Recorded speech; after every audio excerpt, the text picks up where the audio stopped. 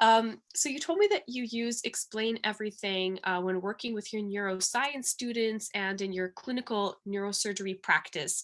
Could you tell me a little bit more about what you do with them? Yeah, well, with my students, they are from speech and language pathologists, and they are studying undergraduate studies here in the University Pontificia Universidad Católica. And all my interaction with Explain Everything started when I won a little award, a grant for my university to invest on my student to improve the lectures. And so by then I bought, with that grant, Explain Everything, and started to explore that on my iPad. And I realized that I could do a lot of things with it without requiring extra software, like for example Camtasia, which is one that you use to record your screen. So I start exploring and Explain Everything with my lectures, and then ended up to be really easy to make short lectures for them, to anticipate them for the real lecture alive, right? Like face to face. ¿Cómo lo vemos esto entonces en la práctica clínica? Ustedes se deben preguntar, pucha, profe, es súper entretenido, pero ¿qué? I create like short, we call it capsulas, but they're like short videos in which we present some content and the student can read it, can prepare the lecture. So actually when we are in the classroom, the interaction is far easy because they can already anticipate and read more information before coming to the lecture. Since we changed in this situation of the pandemic, now we are working via Zoom.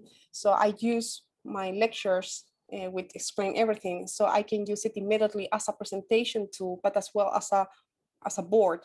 So on top of my presentation, I'm able to draw special regions for my student, create special explanations as well about the neuroscience topic, like brain disorders, brain lesions.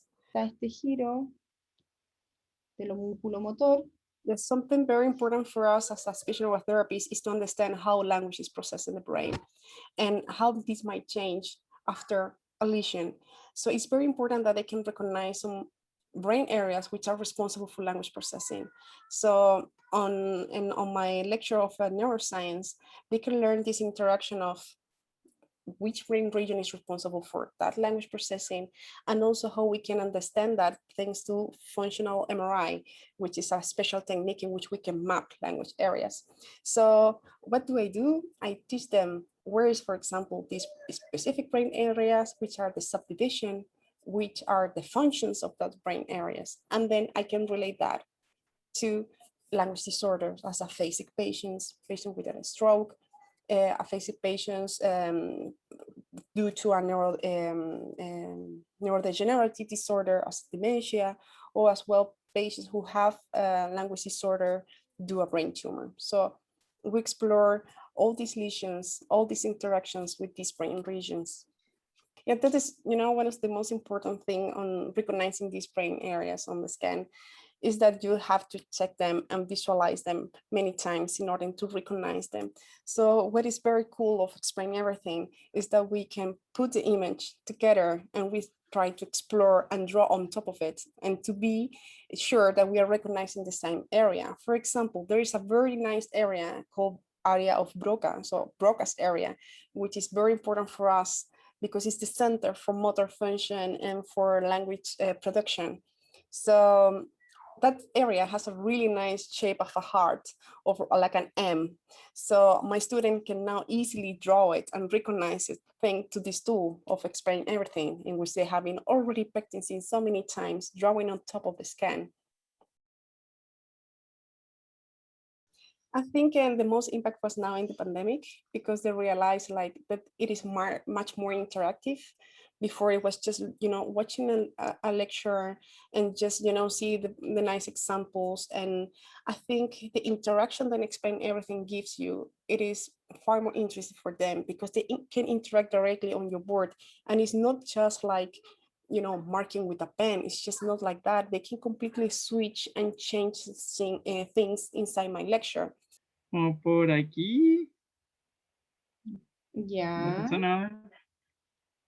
¿Alguien más que se casa con otra zona?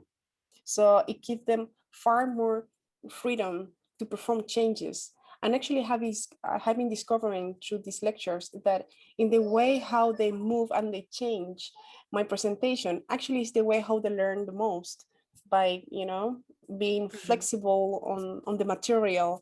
And then I also learn a lot, like, oh, look, this is the way how I should present the next time. So it is mutual learning. I learn from them in the way how they give me this feedback, manipulating my material. And I think they also learn by just experimenting more with my slides.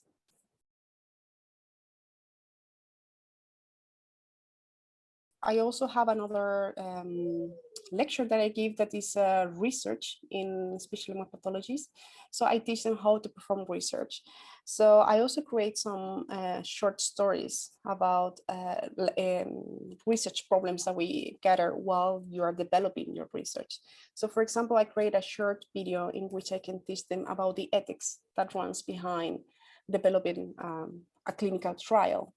Also, I make another example, how to create an hypothesis, how to create objectives. So I create short videos for them in which they can realize for example, by highlighting a paper or by presenting a problem, how they can recognize these issues in research. Because it's very different to learn it from a book in which it's not interactive. Here, they can immediately see the text, recognize the problem, and apply it immediately on just a video of 10 minutes. En este estudio es clave tener un grupo control y un grupo que reciba la terapia. Es necesario además que la asignación de los grupos, tanto de control o intervención, sea en forma aleatoria, para que así esta designación no sea sesgada. Y además se debe indicar el verbo del objetivo más complejo, que en este caso sería analizar. Los objetivos deben ser realistas, como por ejemplo... That's fantastic. Thank you for sharing all of that. And let's move on a little bit to your clinical practice. You shared all of those lovely materials with us. We really appreciated them. There were two cases here that you described. There was relearning language skills, let's say after a brain surgery. Correct me if I'm wrong. And also practicing storytelling skills, where there was the dino story that we discussed last time. That was adorable. Can you tell me a little bit about one and then a little bit about the other case here?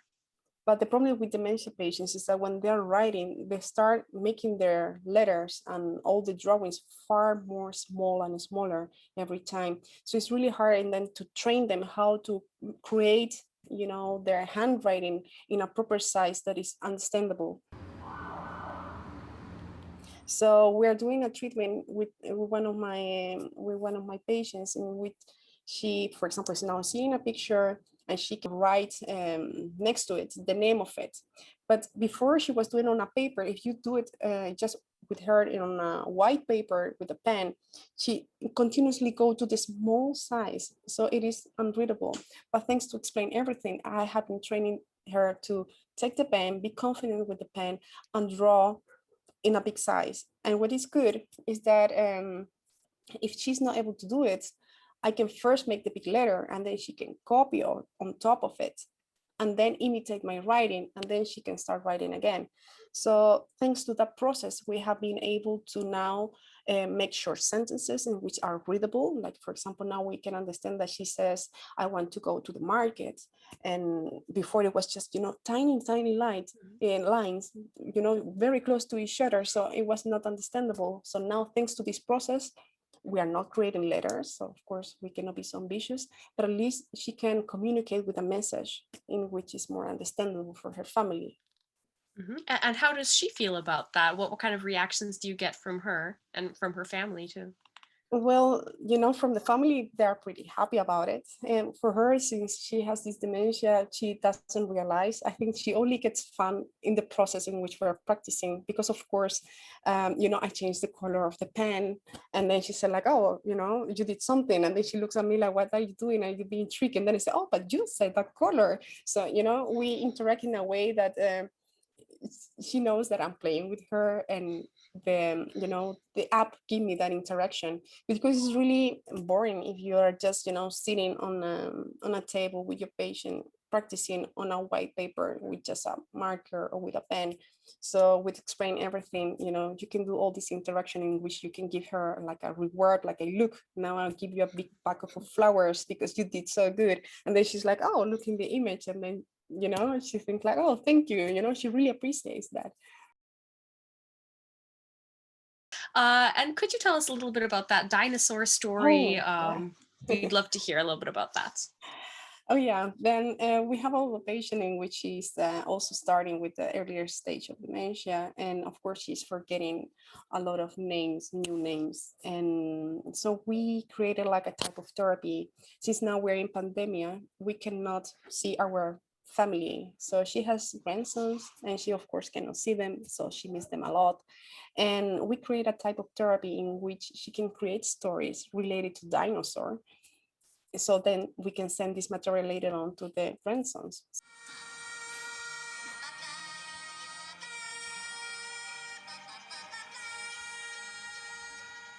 So as a, you know, as a story for them before going to bed. So that has been a really nice project, but I have been working on her on creating the process of writing a story, creating, you know, elements which are new that she has to remember, create, you know, short sentences which they have to have a connection. So although you might think that it's a really simple story, there is a lot of therapy behind, of memory, language processing. So there is a lot of things that are involving on this story. So it was really nice that we had the chance to get some drawings of her grandson.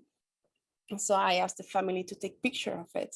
So with the same drawings that, you know, her grandsons performed, we created the story of dinosaurs, which Explain Everything. So she created a story, she created the storyline. She created also questions for her grandsons, like, look, this is I don't, Diplodocus is, for example, a type of dinosaur. She said, this is a Diplodocus. In the story, I said that he eats, and then she gives the option, he eats meat or he eats more herbs or plants. So she also tried to be, you know, interactive in her story. And that's just great.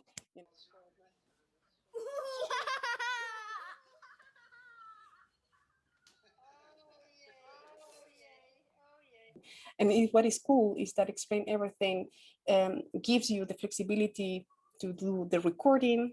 And if you did it wrong, then you can just erase and, you know, and create the same scene again, move the figures in the middle while you're talking. So to be honest, for me, it was pretty easy job. I didn't have to learn, you know, how to create big videos or manipulating very complicated softwares. It was just using Explain Everything.